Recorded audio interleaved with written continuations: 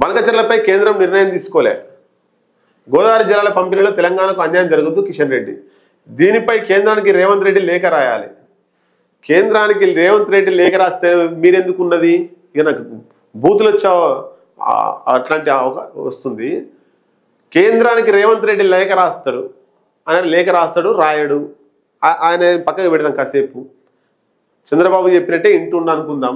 మీరేం చేస్తున్నారు? మీరు తెలంగాణలో కదా, మీరు కేంద్ర మంత్రే కదా, ఇంట్లో వండుకురా. 2 మంత్రులు ఉన్నారు కదా, మీకు దమ్ము లేకపోతే రాజీనామా వేయర్రి. దమ్ము లేకపోతే రాజీనామా వేసి ఇంట్లో పడుకోర్రి. రేవంత్ రెడ్డి లెటర్ రాసినాక మిమ్మల్ని ఎన్నుకున్నారు? కేంద్ర మంత్రి ఎందుకు చేసిర్రు?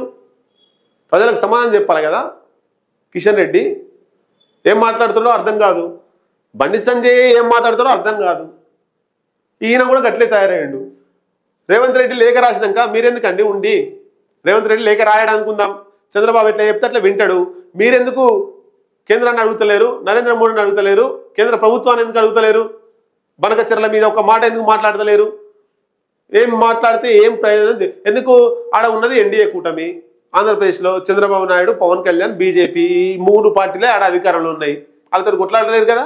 కేంద్ర ప్రభుత్వంలో నరేంద్ర మోడీ దగ్గర పోయి నరేంద్ర మోడీని బెదిరించి భయపెట్టించి మాకు కావాలని నిధులను తీసుకురాడుగా. కేంద్ర మంత్రులు ఇద్దరు ఉద్దర మంత్రులు తెలంగాణలో. ఆ ఆంధ్రప్రదేశ్ సంబంధించి పెమ్మసాని చంద్రశేఖర్ కావచ్చు, లేకపోతే కింజర బ్రాహ్మణ నాయుడు, ఇద్దరు మంచి వర్త్ ఉన్నారు. వాళ్ళు కావాల్సిన ఫండ్ తెచ్చుకుంటున్నారు ఆంధ్రప్రదేశ్ రాష్ట్రానికి. మన తెలంగాణలో 2 దద్దమ్మ కేంద్ర మంత్రులు ఉన్నారు. వాళ్ళు ఏం మాట్లాడతారో అర్థం కాదు, ఏం చేస్తారో అర్థం కాదు. అసలు కేంద్ర మంత్రులు వాళ్ళ అన్ఫిట్. ఇద్దరు నన్ను అడిగితే కేంద్ర మంత్రి పదవులు వాళ్ళకి అన్ఫిట్.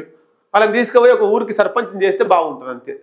కిషన్ రెడ్డిని అట్లాగే బండి సంజయ్ని, ఆ బండి సంజయ్ల ఊరికి ఆయనను సర్పంచ్ చేయాలి, కిషన్ రెడ్డి వాళ్ళ ఊరికి సర్పంచ్ చేయాలి. అవి ఏదైనా కార్పొరేషన్లు అయితే కార్పొరేటర్ ఇవ్వాలి, లేకపోతే మున్సిపల్ అయితేనేమో కౌన్సిలర్ ఇవ్వాలి. అది వాళ్ళ స్థాయి. 2 మంత్రులు ఉండి ఎందుకండి మళ్ళీ రేవంత్ రెడ్డి రాయాలి, వాళ్ళు రాయాలి, వీళ్ళు రాయాలని?